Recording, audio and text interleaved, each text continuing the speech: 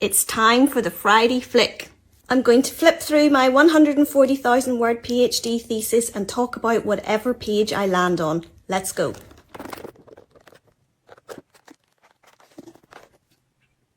So this image is from possibly one of my favourite parts of my research, which documented the history of children's jewellery back to prehistoric times in Europe. And this image belongs to a group of portraits known as the Fayum Portraits, which are basically a collection of death masks of adults and children that show Romano Egyptian fashions of the time, dating to around the 1st century AD. Let's learn more about this boy.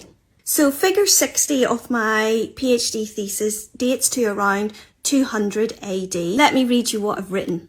In the first of two paintings, the one we're talking about, dated 200 AD, the amulet, the pendant in the middle of the picture, is thought to be decorated with an inscription and is almost identical in style to that of a cylindrical gold one mentioned previously. I'll have to talk about that one as well. Except that its material construction is unclear, meaning we don't have any documentation as to what the item of jewellery is actually constructed from.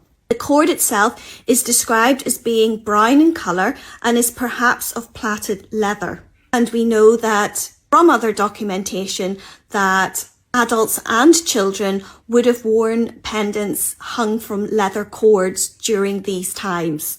On either side of the cylindrical amulet, two small round objects are painted in the same colour as the neck cord, and it is probable that these are leather bullae worn by freedmen's children during the Roman period. And I've talked before in my previous few posts about bullae pendants, which during these times were specific to male children, and they adopted them at birth, the bullae, and they wore them until they became an adult, where they were ceremoniously discarded along with childhood, and they adopted adult fashions like the toga. Furthermore, the painting's description details a brown object outlined in red and thought to represent faded gold, which is positioned in the boy's Horus lock on the right side of his hair, similar to the gold hairpin in the Fayum portrait described earlier. So if we look at that again, here is the object that they're talking about. Here is the leather cord with the two bullae pendants either side, and here is the cylindrical amulet on the front of his necklace.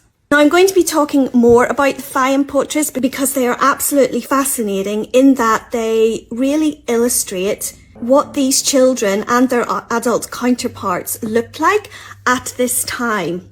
Of course, there's a sad part to these portraits because it means that the children were dead. The idea of the portrait itself was to provide the person immortality after death. And since I'm now documenting and writing about these portraits, I can certainly say that these images are literally surviving the test of time.